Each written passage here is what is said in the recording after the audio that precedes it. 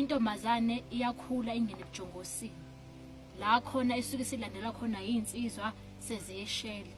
Iqome bese iba iqhikiza. Ngiyakuzwa-ke Majobe. Manje kumbuzo wami uthi uma isidlulile esigabeni sokuba intombi, intshitshi, ibe iqhikiza, kufanele yini ukuthi ziphathe budlabha ubuntombi babo imnikele ebafaneni? Cha, akufanele. Ngoba kuyaye kushiwo kuthiwa uma umkhwenyana ezolobola kumele alobole intombazane isagcwele kuze kube kuthiwa iyahamba iyoshada. Cela ungichazele ukuthi la eziphi izigaba umuntu wesifazane adlula kuzona aze ayofika esigabeni sokuthi uyawugaba. Izigaba umuntu wesifazane adlula kuzona. Qale kube ingane, kube itshitshi, kube intombi, iqhikiza, ingoduso, inkehli, umalokazana, umama, konjalo kuze kugcina.